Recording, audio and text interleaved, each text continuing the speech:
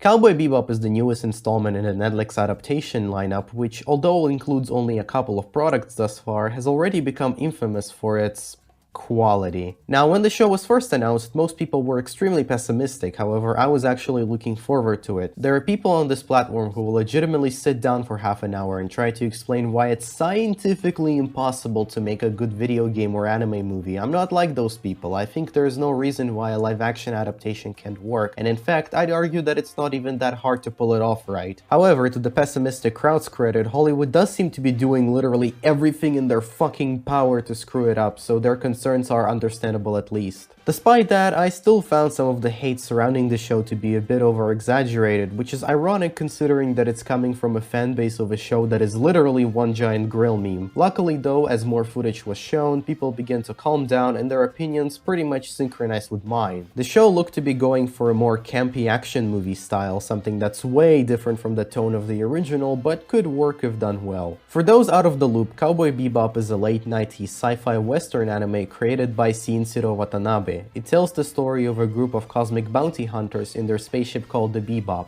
Spike and Jet, later joined by Faye, Ed, and of course Ein, travel around the solar system collecting bounties and trying not to starve. The show is one big tribute to spaghetti westerns and jazz music with the iconic soundtrack composed by Yoko Kanno, at least we hope it was, creating a one-of-a-kind experience. It also explores the themes of loneliness and letting go of the past as the characters demonstrate different ways of dealing with trauma. Faye spends the better part of the series trying to get back to the past Samurai Jack, and after finally realizing the impossibility of that, she's eventually able to move on and live in the present. Jet, for the most part, seems chill about his past. He's comfortable living the way he is now while still keeping in touch with some of his past friends and colleagues. And when it does come back to bite him, he just takes the punches and moves on. And Spike? Oh boy. While he seems to be the most chill, having a whatever happens happens attitude, deep down he's incredibly anxious about his past and spends most of the show in a kind of a fever dream state where he constantly tries to drown out his feelings. At the end though, he finally confronts reality and gets dragged back, which leads to one of the most iconic ambiguous endings in history. The way I see it, whether Spike survived the final battle or not depends on how you interpret his arc and what you get out of the show. If you see his journey as him failing to move on from his past mistakes, then I guess it would be more fitting for him to die at the end. And if you see it as him confronting his past in order to move on, thus allowing him to actually start living, then him surviving would probably be a more preferred outcome. People tend to try and find meaning in life to the point where everything else seems meaningless to them. In this case, our characters are so tied to their past that they can't properly live in the present. No matter how much fun and colorful stuff happens in the show, it all ends up feeling empty and redundant. In a way, the show's episodic formula highlights that, as there are no strictly filler or story-related episodes, because our lives aren't divided into filler and non-filler, so why should theirs? The show helped me get through perhaps the most traumatic period of my life, and as such, it will always have a special place in my heart. It taught me that it's okay to feel anxious about your past, and that while you can never deny its influence on your current self, it doesn't mean it has to continue defying your present. It's not every day that you see a show discuss such deep philosophical topics and pull it off well, which is probably the reason why it's become so iconic. Well, that and its unique presentation.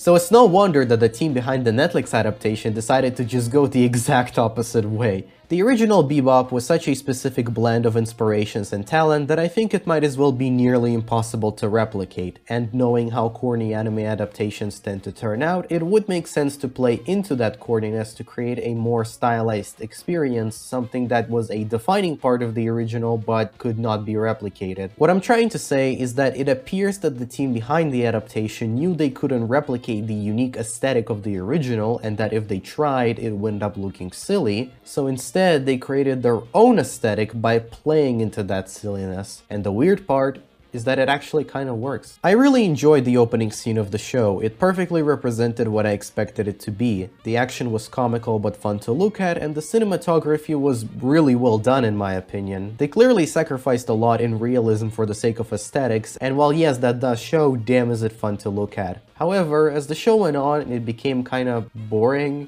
I really don't know how to explain this, but I just didn't vibe with the pacing of the first few episodes. Despite being a lot more dynamic and less passive than the the anime, I couldn't help but feel like my time was wasted here. It's like the show was constantly jerking me off before stopping right as I was about to bust, leading to this lingering feeling of not being satisfied. Luckily, around the halfway point, the show began to pick up steam again as the gang assembled, and I have to give credit where credit is due. I really like how they handle the characters and the chemistry between them. They constantly bicker and throw jabs at each other, but you do get a sense that they've really bonded, and this sort of dysfunctional family motif was one of my favorite things about the original, so it's nice to see it preserved here. Now, at first I was not a fan of what they've done to Vicious. What made him so compelling in the original was the mystery surrounding him, and the same goes for everything that had to do with Spike's past. Here they just sort of reveal it from the very beginning, and I'm sorry, but he just looks so silly! He looks like Farquaad! But then, as the show went along and the pacing gradually improved, my whole perception of it changed. I don't know what the fuck the writers were smoking, but I want some, because they managed to replicate the emotional experience I go through every time I try CBT. Yes, I expected the show to be quite corny and self-aware, and for a while it was that. On a moderate level, but I didn't think it would go that far. Like, if the first couple of episodes were kinda weird and silly, by the end it felt like a parody of itself. Jed, a bidet is a toilet that cleans out your asshole. What? One scene, Vicious is standing menacingly, covered in blood, with the actor giving a legitimately solid performance that actually creeped me out a little. And next scene, he's like, "There's nothing like getting your balls shaved." I'm not even kidding! I can't be the only one who felt like the show was playing tricks on me. And again, the worst part is that I was actually enjoying myself during this. The show was turning into a complete train wreck, and I loved every second of it. Until the final episode. I really don't know how to feel about the direction the show is heading in. As I finished the last episode, I felt kind of confused and slightly uncomfortable. I mean, I'm still interested and I'm gonna keep watching if they make more, but that ending gave me a sort of post-nut clarity about the show and made me realize that the thing I liked about it the most was also its biggest flaw. This whole kitsch aesthetic the show is going for is kind of a double-edged sword. It makes the show unique and entertaining at the expense of it being an adaptation and a serious work of fiction in general, so while I'd argue that the show starts out as a legit promising adaptation, albeit dipped in a different sauce, as it starts to rely on that sauce more and more, it completely falls apart in that regard. Cowboy Bebop is comparable to a 14-year-old Twitter user whose whole life revolves around ironic jokes, which make him a fun guy to hang around, but also an eligible for deep emotional connections. I enjoyed Netflix's Cowboy Bebop, very much so, and I think that is great for all the wrong reasons. Its downward spiral from wannabe pulp fiction to a complete utter shitpost is a truly religious experience, and although I commend the writers for this at least seemingly intentional corniness, I still feel like by committing to it to such an extreme, they've sacrificed their chance at something legitimately special.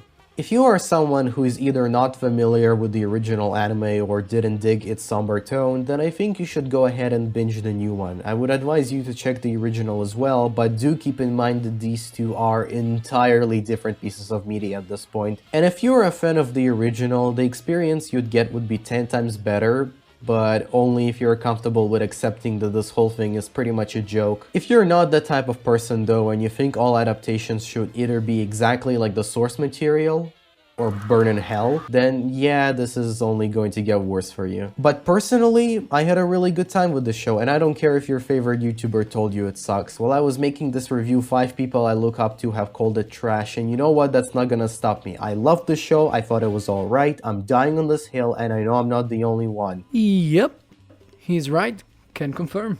You're free to hate it and have a pretty good reason to, honestly. I don't want to come across as, you don't get it, it's meant to be sus, but I legit think the show stands out among the other live-action adaptations in how it embraces its live-action adaptationness, so there is something to enjoy here. But once again, this is just my opinion, I'm clinically insane, okay, bye.